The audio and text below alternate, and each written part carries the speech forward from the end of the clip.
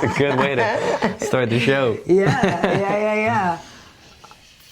All right, on the cat. All right, on. All right, got it. We're on. All right. Hey, welcome to the MMA podcast. I'm Karyn Bryant. What's up, guys? Alan Jouban here. Yeah, we were just like having a deep thoughts before we were actually talking about old Dukes movies, of Hazzard and Dukes stuff. of Hazzard. But anyway, what's new? I didn't have any tennis this weekend, so I didn't get to wreck any chicks out on the court. Damn, I know. But you just came from Black House this morning. Just came from Black House training. I do have a possible fight date.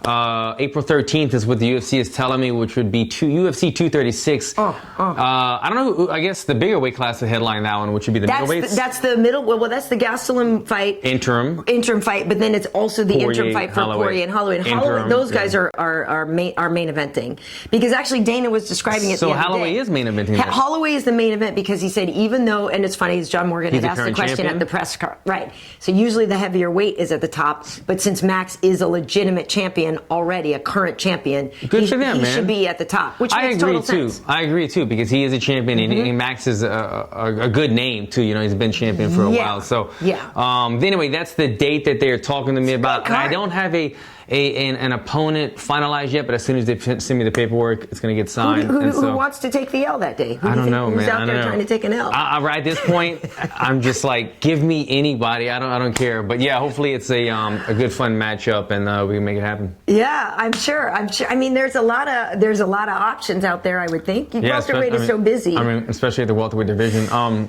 You just never know. You never know. Question for you before we get into 235. There was obviously welterweights. Tyron is no longer the champ. Kamaru had a very dominant victory. Yeah. But I'm curious for you. I believe there is a need for another weight class. I like the idea of a weight class at 60, 65. What do you think? I'm not opposed to it, and honestly, I might have said it on this show. If a 65 did arise, I don't have 5 more years left in my career, but if it did arise in the near future, I think I would try it out. I think I would. Yeah. I'm a true welterweight. I'm not a guy that balloons up to 220. I'm always about 20 pounds above. I walk around about 190. I fight at 170, and that's really a very practical weight cut. Yeah, makes sense.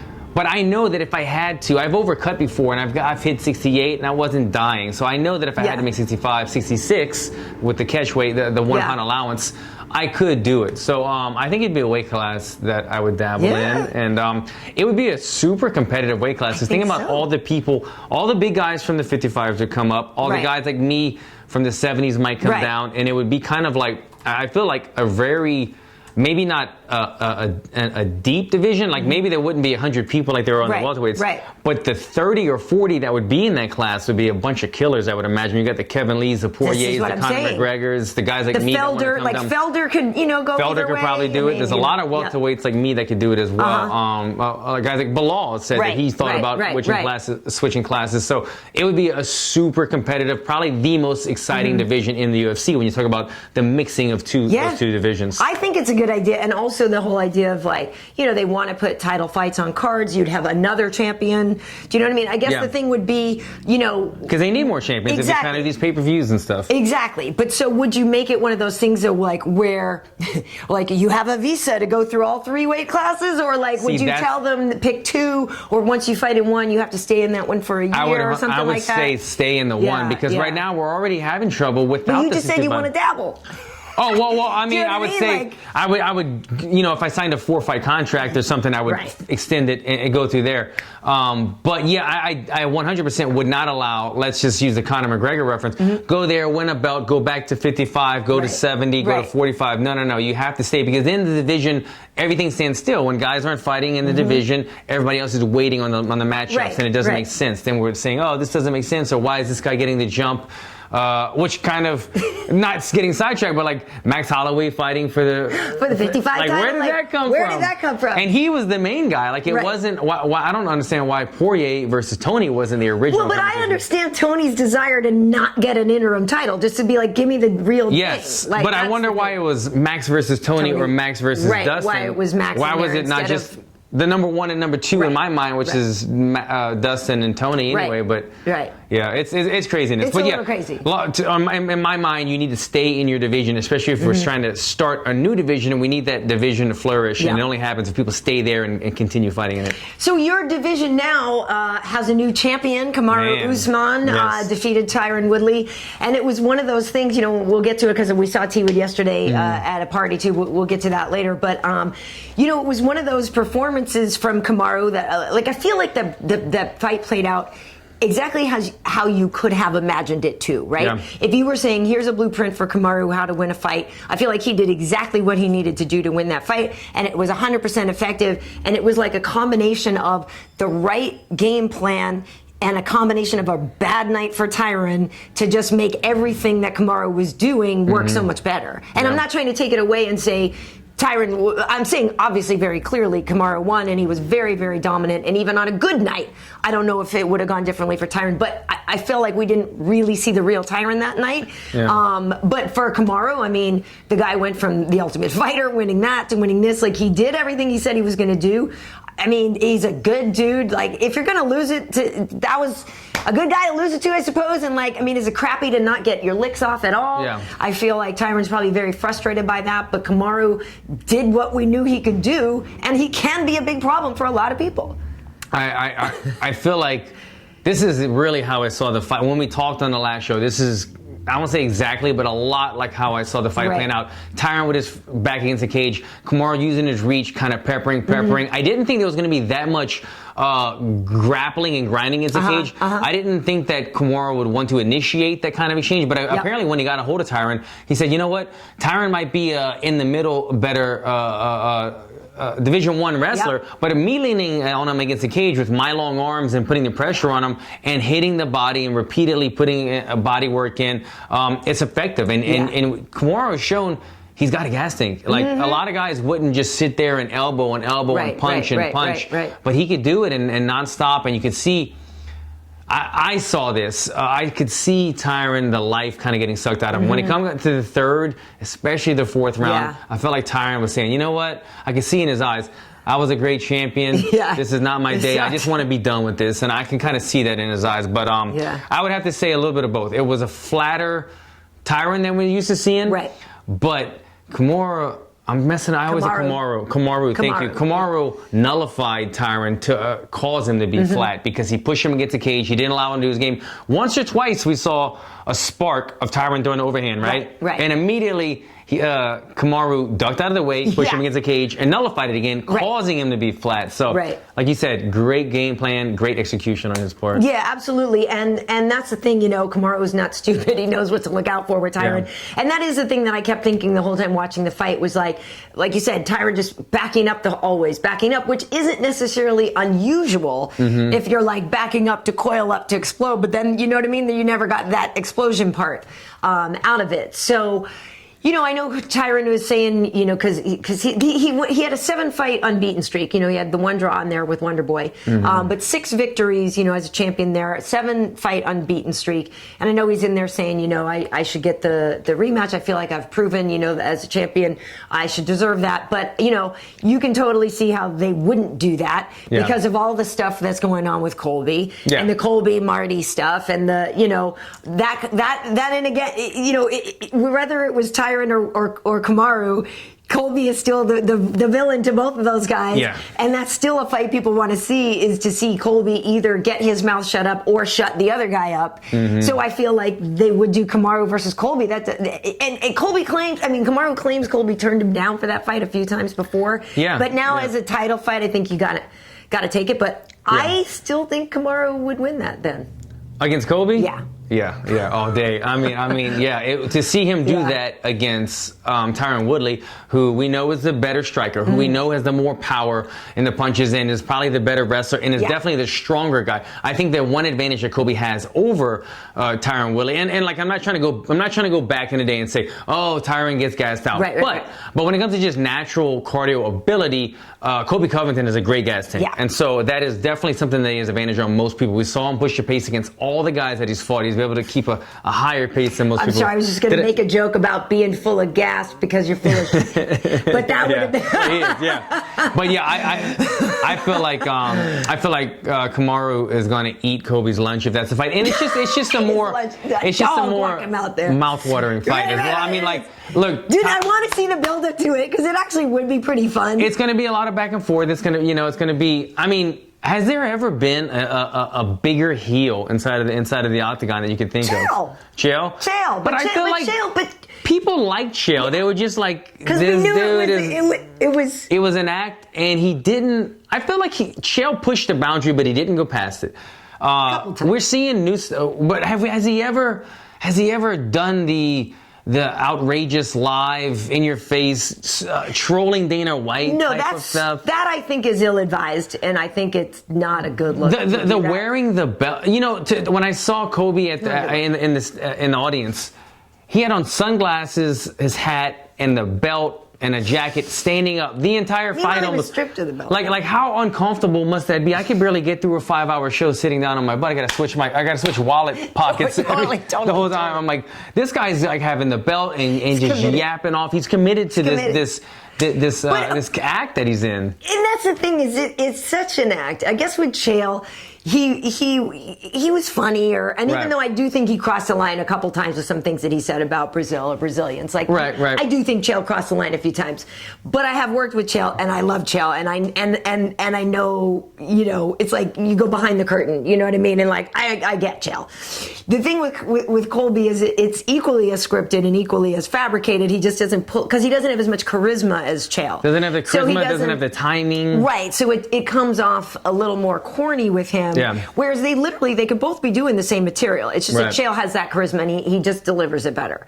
Yeah, I agree. I think is what it is. That said, the build up, the videos of him harassing him at the weigh-ins, and at the breakfast buffet, and all this stuff. Like it's good material. It's good material to sell the fight. If that wasn't the fight to make, which it already was, the Sunday at breakfast that just emerged cemented it. I mean, why else what other fight would you make? This is the fight. The two have a heated rivalry. There's all this footage of them now going back and forth. This is 100% the fight to make. Right. To get back to the Tyron thing, Tyron was a great champion while he was there. He has unquestionably an amazing resume. Yep. But you can't. There's too much meat on the bone for this other fight with Colby Covington, and then the way that he lost was too dominant. It was too dominant. I mean, I had it.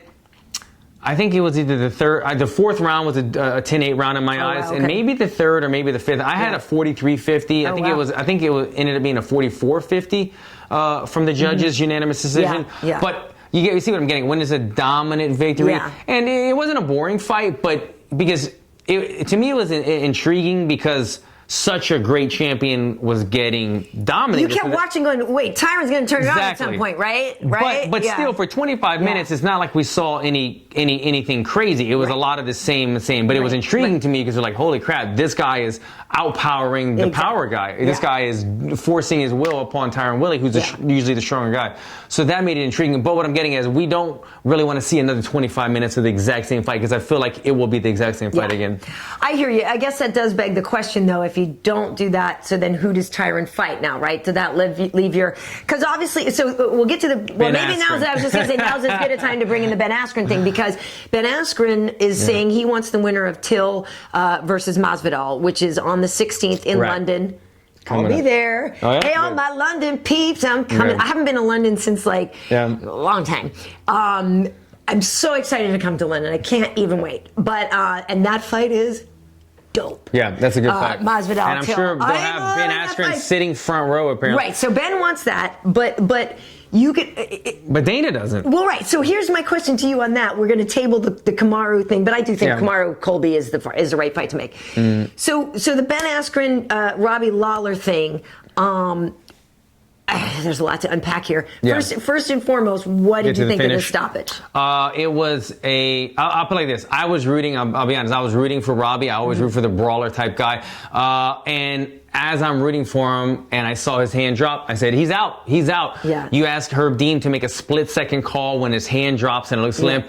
he made the wrong call, but he did not have the use of rinse or replay. He did not have different camera angles. He was in the heat of the moment. It was the wrong call, but Joe Rogan said it very good. I forget how he stated it, but he said it was understandably bad call. And because I understand referees are looking for you to respond. Right. There was a thumbs up, but I think he was stopping it as a thumb went up, because I think he said, show me something. The hand went limp as he grabbed his hand to shake it and say, stop the fight.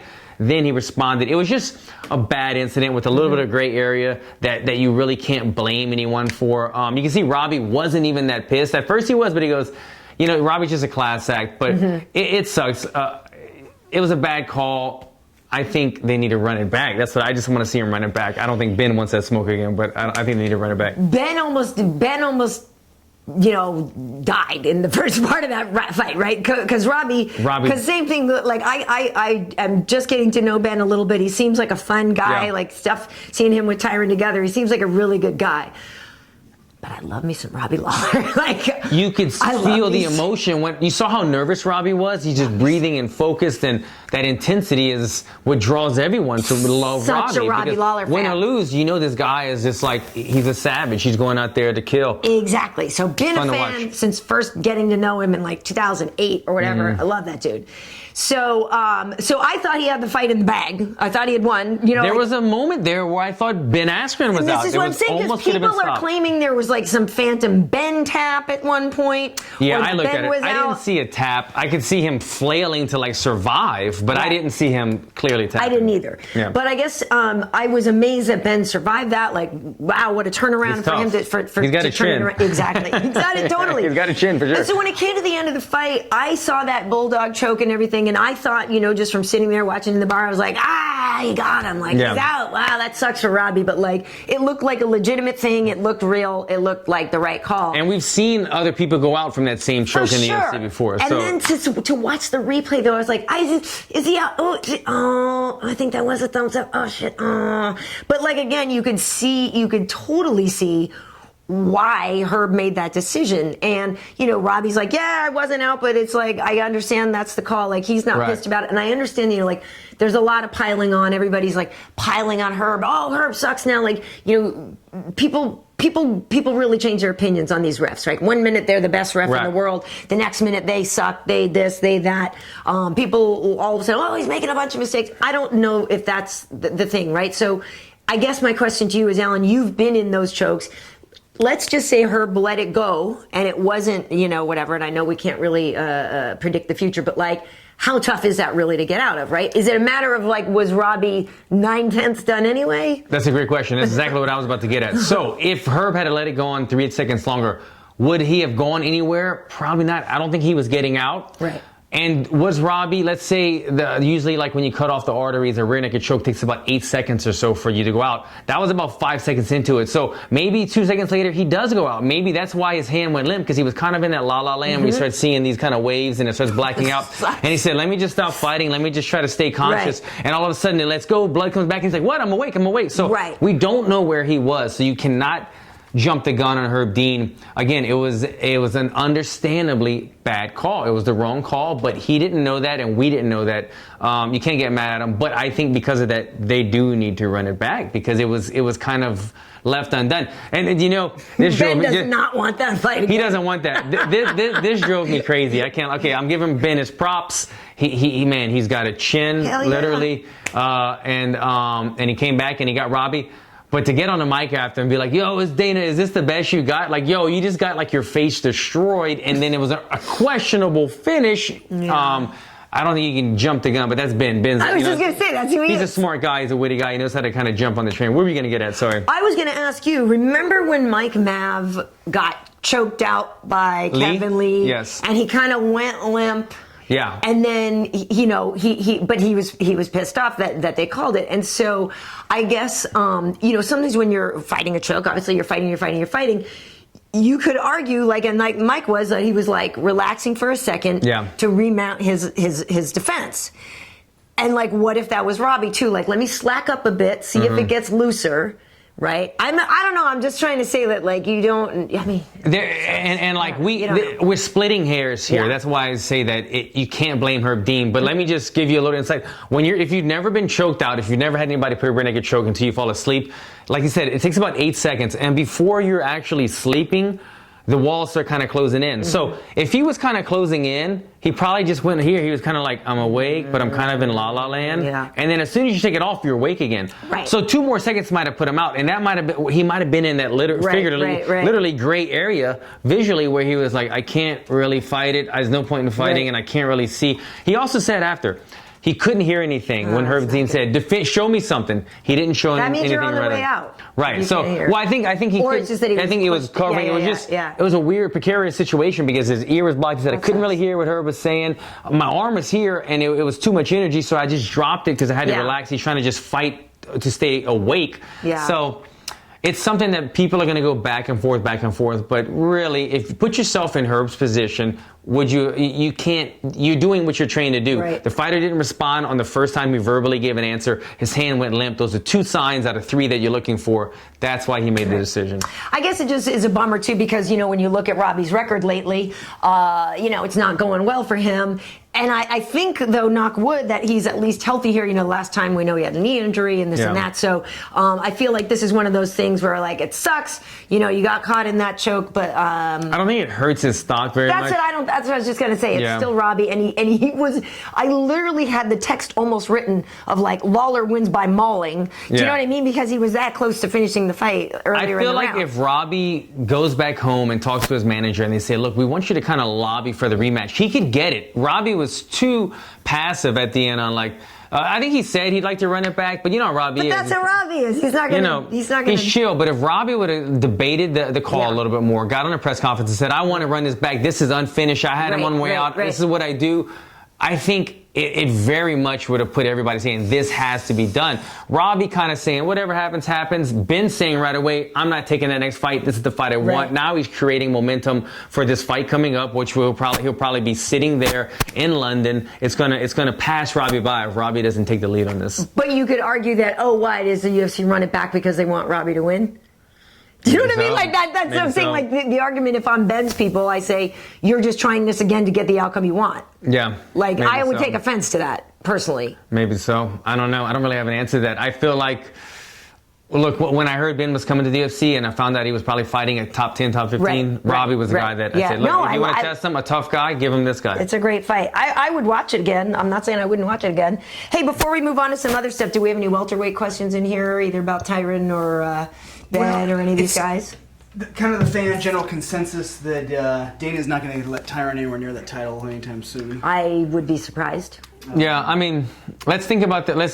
They commented. They if you look back, it looked like he was like excited and quickly put the belt on. I mean, it's funny how much people look into the way that Dana people puts on always the belt. eyeball the way he puts the belt on. Yeah, it's like a thing. He needs to be aware of it. As a matter of fact, I think they had Dana did the belt on Kamaru. Yeah. Sorry, Kamaru. Kimura is a move. Kamaru is the name. Because didn't Michael is one of the matchmakers put the belt on Mick Maynard. Yeah. I feel like he put on the belt on some people as well. Maybe it was John. I just think, like we were saying, the storyline with Colby and Kamaru is got a lot of sizzle on it, more than the rematch would. So I feel like they would go. I mean, I'm not saying it couldn't circle back around because obviously Tyron is that good and he's beaten everybody in the division. So there's no reason to think that he can't win fights and get back into title shot.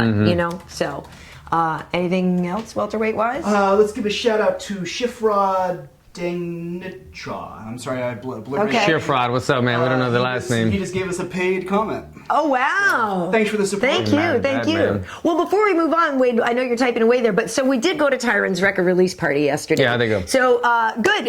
Ironically, it's funny that it's called Chaos Theory is the name of the record, and that's Colby's nickname. I don't think that really has anything to do with it. But anyway, so we went to the party, and... Is it open bar? Might have been. I don't know. Why do you... No, anyway, so... What'd you hear? So it was fun. So we heard a lot of the record, and he performed.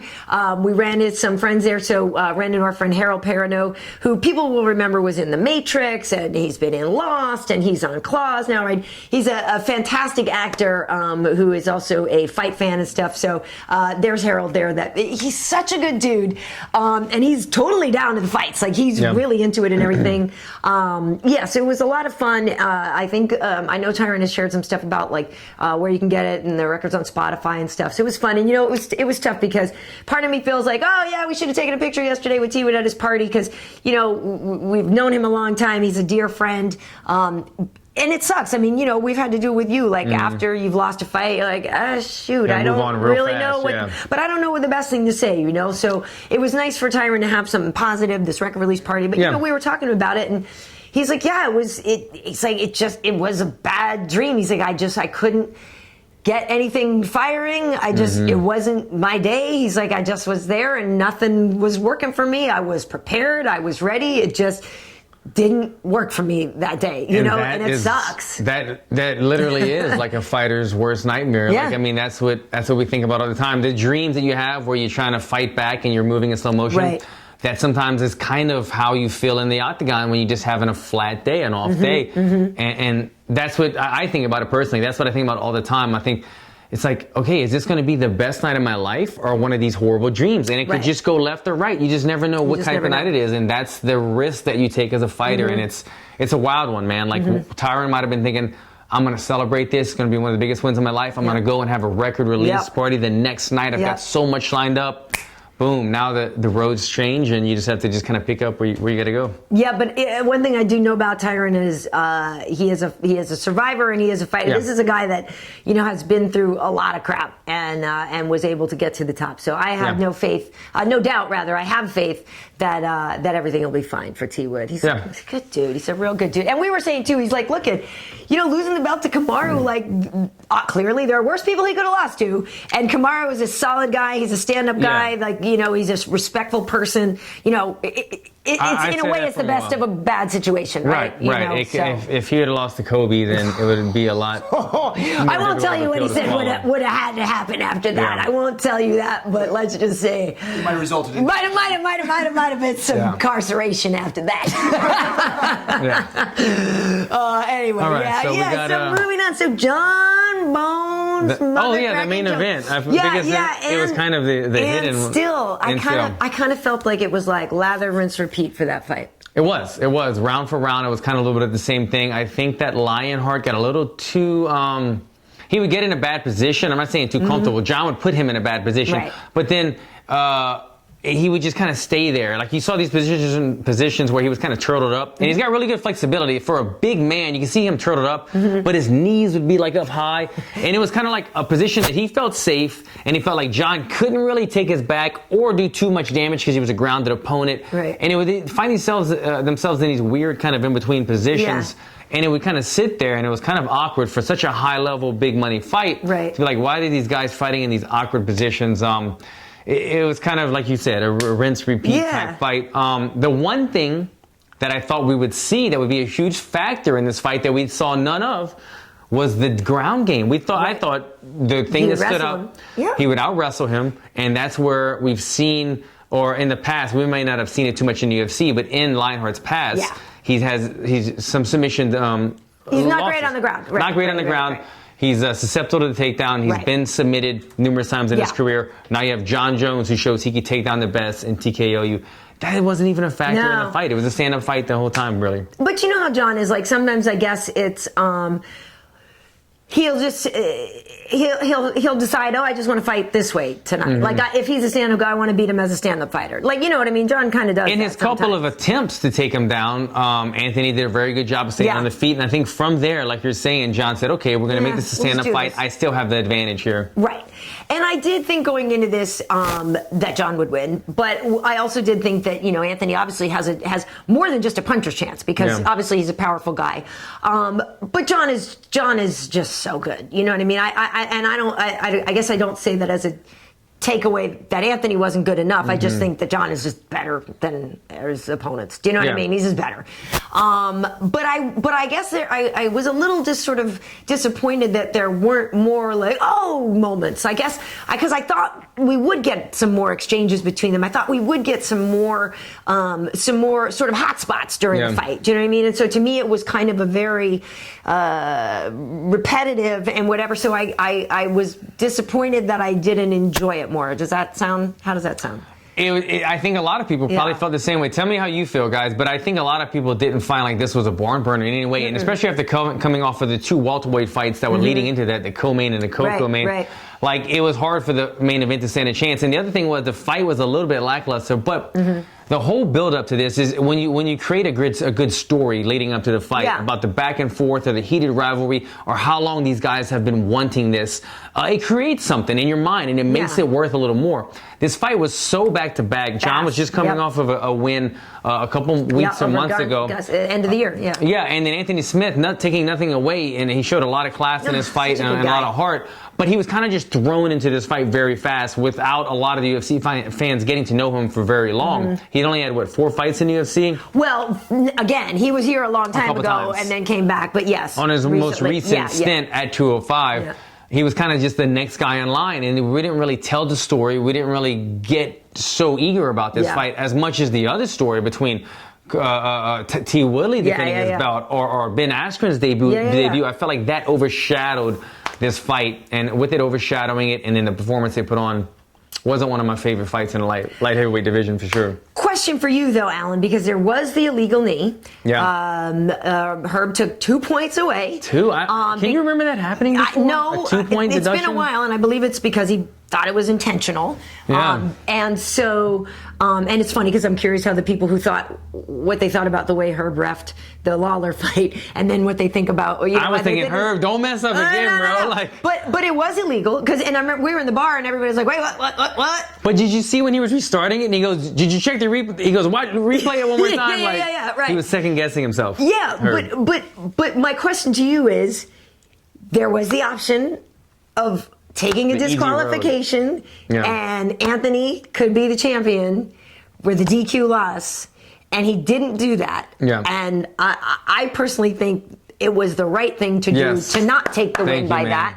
But he had an opportunity via Matt Hamill. I think. Look, there might be a percentage of guys inside the octagon that would have taken that road. Not to say any names. I hate to say it. I'm so glad that never happened in a fight with DC. I'm so glad that never happened in a fight with DC. We don't want any controversy. Because I know DC wouldn't take it, but then again, he might just F John. Like, it'd be weird. I'm so glad it never happened. I think part of the reason was he got hit, and Anthony Smith, he comes across. You take this like he's a very real person, right? Yeah, Anthony's chill and he keeps it real. I feel like he's honest and very real and honest. Everything that he says, he's just, even when he assesses, he's not like, I'm gonna beat this guy's brakes off. He's like, I see this, and I think he's just very real and honest. And he was very real and honest with himself and everyone watching when he took that knee, because he took the knee and he kind of said, okay, damn, that sucked. That was illegal, but I'm not that bad hurt. And you can see right away the doctor came in, he goes, no, I'm good. I'm fine. And so he would have had to go into acting right away to say, oh shit, I can't move. I'm really messed up. But he's just too honest of a guy, and thank heavens for that, man, because we don't want to see a bad acting job and then some controversial finish. John is kind of dominating the fight, and all of a sudden the belt goes into the other hand. So Matt Hamill, John's only loss, is the same thing that happened. It wasn't for a title fight, but it would have just been kind of it just would have made things ugly, and then they would have had to have a rematch. And they would have had to run it back anyway. Like, it would have sucked. Thank God he didn't do that. Applaud to this guy. He's a class act. Yeah, I agree that that's not the type of thing Anthony would do. It doesn't seem in his character. Too good of a guy. He seems like a guy that wants to earn what he has and go that way. So I'm glad he didn't. It says Albera Grant says, my name is Albera. I love you, Karyn. Keep rocking. Can Karyn give me a shout out, please? Albera. See, I would have just said A-Bear-A. Yeah, but Albera. You know more. Albera. Where are you from, Albera?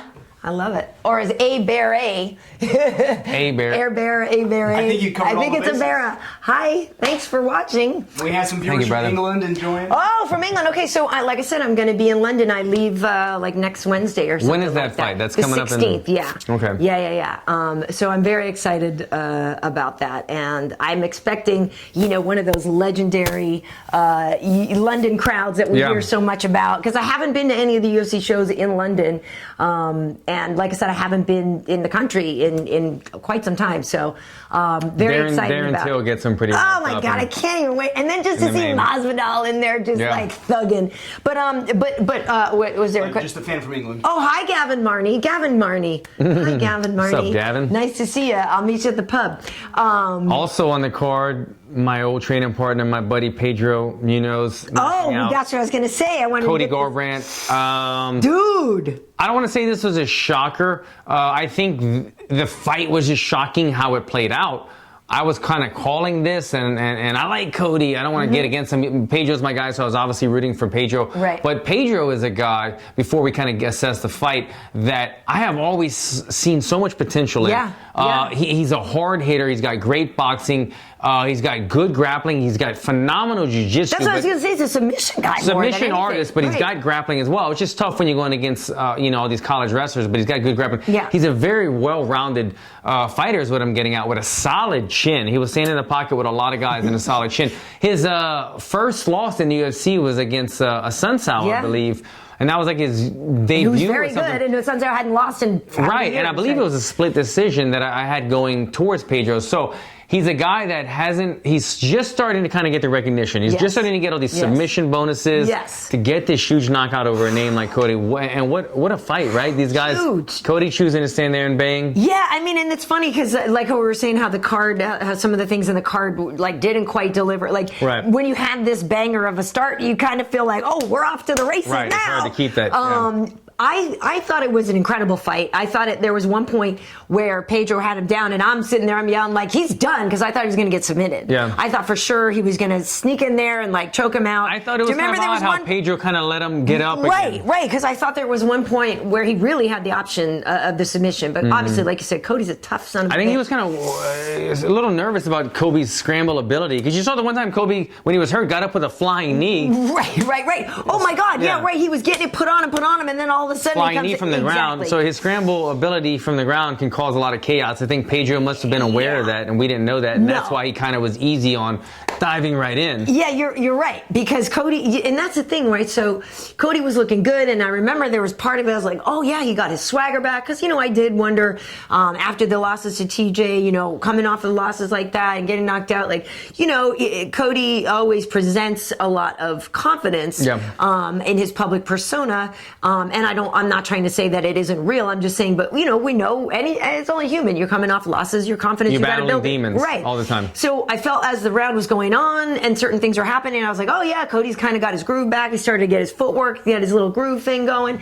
but then I was like, why are you going into it? Why are you a smart little fighter? Like smart a little fighter. How did I say that? Fight a little smarter. That's kind of funny. I didn't say. I as a fan, I love the point to the middle, let's wail on each other. And as a coach, I would have been like, get the F out of there. Like, why?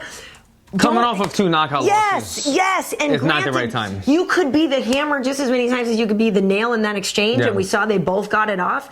But I'm like, dude, this is where you have lost. This is where you have been in serious trouble. Like, don't do it. Stick and move. Look what you did to Dominic. Like, what are you doing? I guess it just kind of made me crazy. I really didn't have a dog in the fight for Pedro or Cody, but like, if I'm seeing somebody just dive in and not fight smart, it kind of made me a little crazy. Yeah, so I will say that I saw Cody said that he said there was a potential headbutt in there, and then he was dizzy after. From there, he was on autopilot. So I'll take that into granted, and that he might have just been kind of reacting off of his emotions, but it wasn't a great game plan. I feel like Cody's that guy. He's emotional. He's an emotional guy, very much so. And so if he did get headbutted and he was kind of on autopilot, he was letting his emotions play the role right there.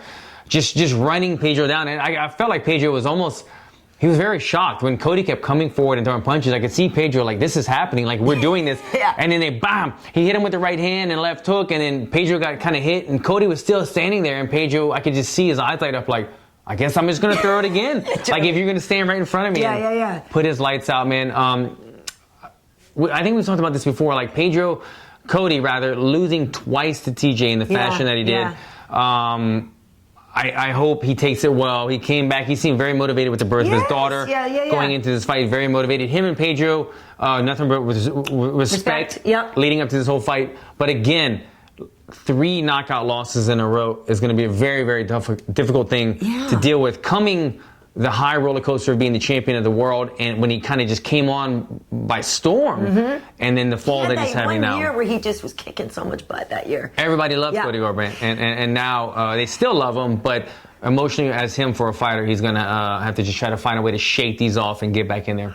Well, right, and the thing about it is now, though, Alan, when you're a former champion and when you're that high, and he'll drop in the rankings some, but Cody's only ever going to fight good dudes. Yeah. Do you know what I mean? So now it's not like you can take a break and fight an unranked dude. Like, he's only going to have killers coming after him the whole time. He's going to have tough guys, and that's inevitable now because he's a former champion. You mentioned it. If I was his manager, I would say, look, we're down to fight a top 10, top 15. Obviously, Cody's a former champion. Let's look for a guy. Let's veer away from a guy that has knockout power. Give him a wrestler? So you're doing striker versus wrestler? Something like that. A guy that's either not known for one-punch knockout power, a guy that likes to not stand in a pocket, because Cody has shown... So no John Linekers. Maybe not John Lineker. You know, I mean, it would have to be something that really stood off of the page, jumped off the page, that he said, look, I just wouldn't. I would stay away from getting cracked on the chin right now because it's becoming repetitive, and people are saying, "Look, he hits hard, but if you could hit him first, he's going to go down." Did he and Jimmy Rivera fight? Because Jimmy just lost to Aljo. Man. I can't remember if they fought or not. I don't think so, because Jimmy fought Thomas Almeida. They both beat Thomas Almeida. So maybe you do Garbrandt Rivera or something like this. Though, yeah, he's tough. I mean, but that's again, he's not he's a stand-up guy. It's just tough for me. I feel like Cody has all the abilities. I just think that they should have just put the fight with Dominic on loop. Fight smart. Yeah. Fight smart, and I know that that guy with the head movement. Yeah, the movement, the stick and that was never everything. In the one place. Yeah. But Cody is exciting and fun, and it's like on the one hand, I also though I don't want to neuter him, right? Because when he's in those firefights, that's what's totally fun. Yeah. And he got some shots off too. It's just that it's a real roll of the dice, and 50% of the time you're going to come out. And when you don't have an iron chin anymore, it's a gamble. If Aljo, I know the UFC likes to match up winner versus winner, loser versus loser 90% of the time. But man, the Aljo fight would kind of be a good fight because Aljamain Sterling, as great as he is, he's not really like a one-punch knockout artist. He's kind of more of I'll kick my way to get in, I'll grapple you, and then I'll punch you when you're hurt. That would be more of a safe fight because then you just have to worry about getting out grappled. But I don't know if I would put him in with somebody that's going to test his chin right away. Yeah, Aljo's would be a lot bigger than Cody, I think, on Fight Night, though. Yeah, I mean, Aljo is the most ripped up guy in the UFC, in my opinion. My God, it's ridiculous. He's kind of a genetic freak. That's the Jamaican genes there. Yeah, I always take pictures of Aljo when he's fighting. My mom always... I think he might have some Cajun in him or something. Yeah, he might have. But I'm always because he walks out with a Jamaican flag, so I always take pictures of Aljo for my mom. He's shredded. He's ridiculous. It's funny, I don't know how you saw it when I was watching Tisha Torres and Jang. I was just their mirror image bodies. They were... I enjoyed that fight. I thought the right woman won. Yeah. It was a competitive fight, but it was funny to me. I was just watching the two of them. They had the exact same body. They were both just so yoked. Just one had a better tan than the other. Right. Yeah. I know. Tisha had a great job on the tan, and then I don't remember the Chinese girl's name. Zhang is her last. Yeah. Zhang just needed a tan, but you could see she is yoked up, man. She's a beast. I believe she fought one of my teammates, Danielle, back in the day, and I remember thinking this because Danielle's pretty jacked. She's a little bit shorter. She's kind of like Tyron Woodley, but short and stocky. But this chick is a very big fighter for a girl her size. Yeah. She's going to give the girls a lot of trouble, man. I agree. And she just had nice composure. I liked watching her fight. I thought, you know what I mean? She's 19-1 or something. I enjoyed very experienced. her. But I'm curious on the prelims, you trained with Mickey Gall. Yes. Mickey lost to Diego Sanchez, you know, and it's one of those things where, there's so many people who really still like have a warm spot in their heart for Diego Sanchez. Yeah. And so it's like, it sucks, I know Mickey's your boy, he's a nice guy, and it's hard to see your friends lose, but at the same time, you're like, Diego Sanchez, man, still doing it. The old guy, the original Ultimate Fighter, the guy that fights with so much passion. You cannot not like Diego Sanchez. Obviously, Mickey Gall being a teammate now with me, I was rooting for him. This was a tough fight going into this. Okay, so 75 to 90% of me was thinking Mickey is a young lion. I know how Mickey fights now. He's very aggressive early, good into striking, and if he gets you down, he's like a 90% finish ratio. If he gets you in the darts or on the back, it's almost over, okay? Yeah. So he could run through Diego because Diego doesn't have the chin anymore. Right. He's kind of an undersized welterweight. He's not built like he used to be. Right. He could hurt Diego, snatch on a darts, and this could be a run through in the first round. Then there was that small percentage that I was thinking the whole time, but Diego is a damn nightmare, first of all. Yes, he is. He's got a chin. He's very crafty. I don't think he's ever been submitted. No, and it's hard to rock him. Yeah. And he's got endurance. He can go. So there's these things that are playing against Mickey. Mickey made one bad decision in my mind, and that was calling out the first round knockout. Because then by calling it out, he said, I'm going to live by the sword, die by the sword. I have to go for it. He was throwing punches so hard in the first round, trying to knock him out, trying to get him down to slap on a submission, that he gassed himself out. And from there, Diego just took over, and it was the Diego show after that. Yeah, it's tough because, Mickey has been sort of up and down. Yeah. And I know, on the broadcast, they were showing Joe Schilling. They're like, oh, he's out here training with killers and everything. Yeah. So, he'll just learn from this and grow. It's a guy with a young guy with 5 or 6 fights, Mickey Gall. I mean, he's very new into his career. He just got a ton of potential, but he doesn't have a ton of ring experience yet against a guy that has arguably the most experience in the UFC, Diego Sanchez. Look at the number of fights and the guys who he's fought, and that's what made the difference in the fight. But Mickey will come back. I think he just needs to get a couple matchups where he can kind of slowly try to build inside of the octagon on ring experience. It's hard to get into the UFC with a couple of fights and then get better in the octagon against high caliber opponents. Exactly. So curious if people have questions. I don't know. He's proud Ethiopian. So H.E.A.T or Hayu is a proud Ethiopian. Hello. I do enjoy Ethiopian food. Have you been? Have you never done it? Oh, well, I'm assuming you eat with no fork. Okay. Yeah. I'm like, this is the international system for Ethiopian food. So my thoughts on UFC Africa. Yes, please. I'm like a white guy. I don't know what I am. I'm like a mixed guy. I've got some Cajun. I'm the guy from Louisiana that's more excited than anybody about UFC Africa. I don't know why. For me, I know this. Bring it. No, take it. It's your answer. I think Yo totally directed this to Karyn, and I just totally took her thing. But let me just say it. I think about Muhammad Ali and all these classic Rumble in the Jungle and all these things, and just going to a new continent is so exciting. And for some reason, I really want Africa to happen. Even if I'm not on the court, I just think it's fun, to go and you want that Ali Boomaye? You want to run around? What if they were in a soccer stadium and it was just a crowd that was chanting the whole time? It would be fun, man. It has to happen. So EFC Africa is an organization that is already producing on the fighters. Yeah. So they are more based in South Africa, I believe. But they have fighters from all over the continent. I wonder what the numbers are. I wonder if they're getting it's definitely growing. So our friend Ruan Potts was a former champion in EFC, and he came to the UFC. Unfortunately, didn't fare as well in the UFC as a heavyweight, but went back to EFC. And so we know there are already homegrown fighters in Africa, obviously, and we know we've got 2 Nigerians and a Cameroon. I've been doing my Africa research. Exactly. There you go. So it would be incredible. Now I've been to Africa. I've been to Morocco. You've been already. Yeah, I've been, but I've been to Morocco, which is on the northern part of Africa, and I haven't been anywhere else. But I want this to happen so bad, and I gotta believe I would get that job assignment. I hope.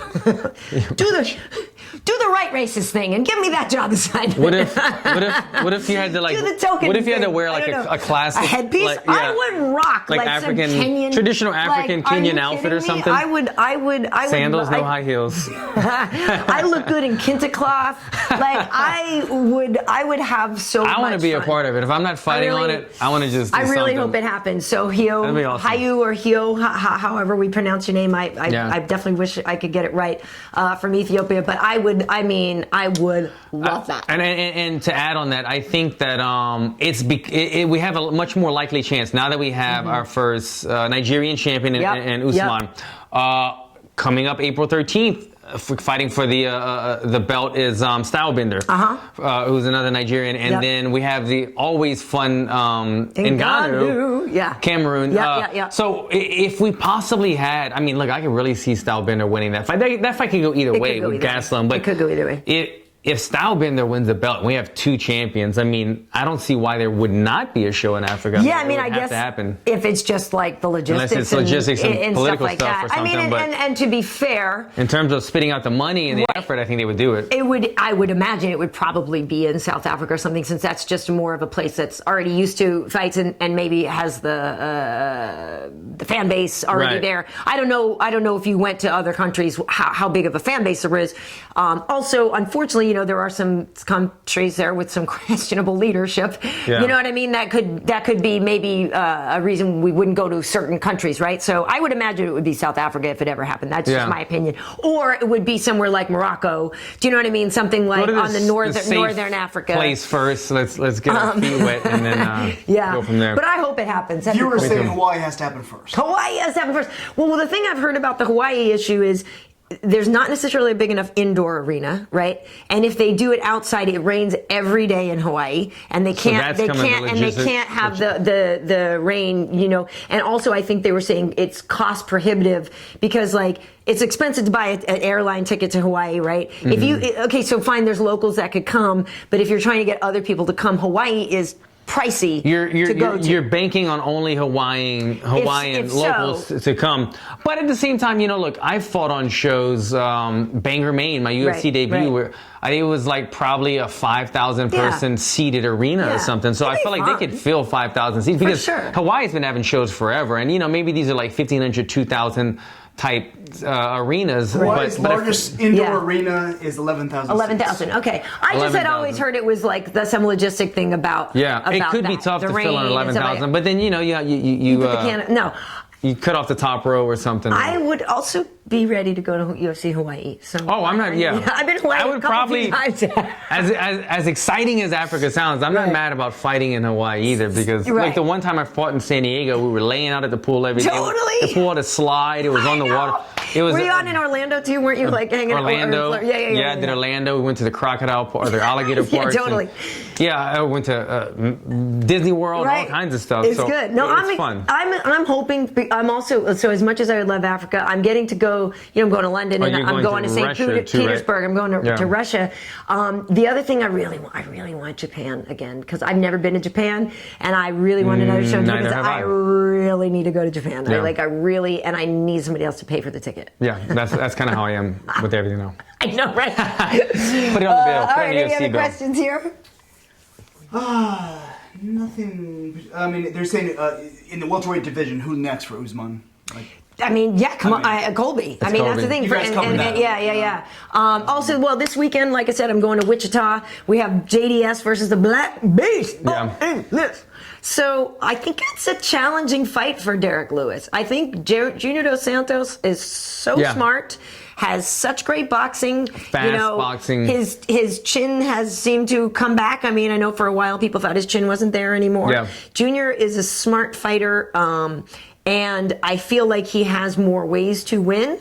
That said, the Black Beast has that heavy hands, and I think it's going to be a really fun fight, actually. It's an interesting style matchup, like you said, because Junior Santos is, to me, the smarter, faster fighter. He's got the better boxing, and he knows how to get head movement and box him up. But he's also a guy that gets hit quite a bit. He does. And you don't want to get hit by the Black Beast, so he's got to really be working on that, being in and out with his shots. Yeah. But anytime the Black Beast fights, it's fun to root for him. Junior Santos always puts on a great fight as well, so looking forward to this. So that'll be fun. So Wichita, I'm coming for you. And I don't know why in my head I was thinking Wichita was like a little more southern than it is, and therefore more warm. It's not. It's like smack dab in the middle of these United States here, and Mama's gonna be cold. I've never been, but I hear it's beautiful for some reason. Somebody was telling me that it was beautiful. Is it? It's beautiful. Is it? But I don't know. I don't know. I've never been to Wichita. They were saying rolling hills with sunsets. It wasn't just flat. I don't know. I don't know. I've been to Kansas City and stuff like that, but I've never been to Wichita, and I'm totally not trying to hate on Wichita. I just don't really know what to expect. Yeah. But I did look it up and see that it was going to be cold. Yeah.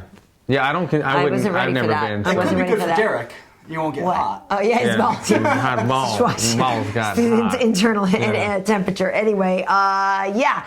So that's what I have coming up this week. Yeah, I leave on Thursday. For those that are tuning in late, they're wondering, Alan, what's next for you? Oh, okay. Yeah, if you didn't hear it right at the start of the show, I covered it. The UFC finally have gotten back to me. They're looking at April 13th. I was shooting for March 30th, which is in Philly. That looks like it's not happening. April 13th is the Atlanta card, UFC 236. And they threw a couple names at me. I'm kind of like, whatever, I'll take any of them. I'm just waiting for the contract to come. I think they're trying to find out who wants to accept a fight with me and etc. But it's looking like April 13th. So that puts me about another 6 weeks. So I'm kind of pumping the brakes a little bit because I've been training super hard. Yeah. If I have to extend my camp a couple more weeks now and I have 6 more weeks to go, I just want to make sure I get there healthy. Yeah. But I'm in tremendous shape right now, and I was kind of thinking, like, if somebody fell out on any of these upcoming cards, I would jump on it. But it looks like hopefully I'll be in contract this week with the April 13th fight. Nice. And we have several people you were missed this weekend. They're asking, the hell? So currently I am not assigned to work on pay-per-views. But, you know, we can get the fans to let ESPN know that that's not, I mean, look I don't have any control over that. That's not, I don't get to pick my assignments. My assignments are given to me. Let's just say, you know, I think I do a good job. I think so too. I think they just need to keep That's for you. I mean, alternating people. I don't know why they're kind of locking in. No, they actually don't need to alternate. They need to just have me do my job that I do forever. Yeah. Yeah, I mean, you know, it's not up to me. It's their choice. But I would imagine, and I actually know that they do listen to, you know, what people say, you know, fan tweets and stuff like that. So I would just say, if you're part of the KB Army, you know, you let them know that Karyn is a staple of the UFC, and that Alan definitely needs to get his foot in the door. Needs to get in there with me. Give me a damn audition so I can blow the socks off. For sure. No, I wish. But yeah, I'll be in Wichita. I'll be in London. I'll be in Philly. You know, those are the ones coming up. I'm on vacation for the Nashville one. I'll be not working. I'll be probably working on my tan, and so the tan I'm gonna have by the time I get to Philly is gonna be dope. I'll be wearing like all the yellows and hot pinks and stuff like that. Why is that? Because it's the one after my yes, when I'm tanned and I wear yellows like the exactly. So that'll be fun. Guys don't know these things. No. But so thank you for the support, and believe me, like I don't like not working on shows. You know what I mean? Like that's literally. Trust me. That's my. She don't like it. So. That's my jam. But I don't make the decisions, unfortunately. Yeah. It is what it is. More questions? Yeah, I think that's it. We don't have UFC now this week, but people should look for them because we've made a bunch of them, so they can always find those. I'm interested. We did those two with Bryant. With T-City one, I think it was airing last week. One of them, and I feel like one or two of them we were like cutting up on. Dude, have you seen T-City and Hallie now? Have you seen? So Hallie, I think shared. So T-City was sitting next to Hallie. T-City was sitting next to Hallie at one of the fights. Yeah. And they got a little friendly. And she did a Man Crush Monday. That's what I'm talking about. Yeah. And so because we were talking to Bryant about it, and he wouldn't mind spending more time with her, you know what I mean, or whatever. Yeah. I feel like everybody wants to spend more time with Helen Murray, right. And so it's so funny, and so she, I guess, shared. He was showing pictures, and we're like, Hallie shared a picture with him. So then I went on Instagram and I commented. I was just like, he says the nicest things about you too, right? I saw that, yeah. And then somebody's like, KB, wingman it for her boys. Yeah. Brian, I was like, look, that's what friends are for, man. If I can, not that T-City needs my help, but if I can facilitate, if I can help any any way, shape, or form in that matter, then Brian, I don't think he needs a lot of help. If though. he, if Dude, if T-City was come on. with Halle Berry, and then he's the face of Modelo now. Come on, Forget Brian. it. Chill out, man. Forget it, right? Yeah, save some for somebody else. Look at you, you're like, don't get greedy. I can't even get a fight. You got Halle Berry and Modelo. Come on, man. Chill out, man. T-City, man. He's a good man. dude. He's such a nice guy, too. Yeah, I like really him, man. He's fun. There's a comment came in from Jeremiah. I haven't seen this. Maybe you Okay. guys have. They're wondering, can you comment on the footage of Cain Velasquez's knee going out in the open workout before the Ngannou fight? I did not see that. Didn't hear that. I didn't hear that either. And I didn't hear that from Cain either, so that's interesting. But someone's saying that in the open workout before the fight, his knee looked like it. But he hasn't really commented on an injury after the fight or anything either. Yeah, I never heard him, he said during the fight that his knee gave out, but I never heard him say, he kind of, I don't want to say made an excuse, but he did say the knee gave out, it wasn't the punch, it was the knee. But if that was the case, then you would think he would say, well, my knee was kind of messed up all week as well, if we're kind of making excuses. But I never heard that. I'll look for it, though. Yeah. I never saw it either. So I didn't see it. Maybe, who knows? Jeremiah will look for it. Yeah. Cool. Anything else? That's about it. Just someone saying, Ortega's taking all the women. Halle Berry and Claudia. Claudia. Oh, Claudia. He kind of denied that one too, I think. Did he deny it? Or did he deny it with a smile? I don't know. What was one of my favorite things? And I think it was Jack Nicholson. I feel like I heard this. There was a quote that Jack Nicholson said to Deborah Winger or something. He said, "Never deny anything because the one time you don't deny something, they're going to assume it's true. So just don't give anything any credence." I like that. Which makes a lot of sense. Yeah. Keep people guessing all the time. But yeah. All right, so on social media, on Instagram, I am KB Heat. On Twitter, it's Karyn Bryant. On YouTube, it's Karyn Bryant, Karyn. If you go to YouTube, if you're watching it there, hit the subscribe button so you don't miss anything. And be lining up some interviews for some of the fighters for Wichita this week and getting ahead of stuff. So yeah, we should have some fun stuff. Also, we have MMA Heat against across all platforms, against all odds, across all platforms. Nice. Alan, Jouban, all social media and YouTube channel as well. Make sure to subscribe. Cool. Good to go? See you next time. Thanks, guys. Watch the Unguarded. Watch Unguarded, guys. Subscribe to it. Peace. See ya.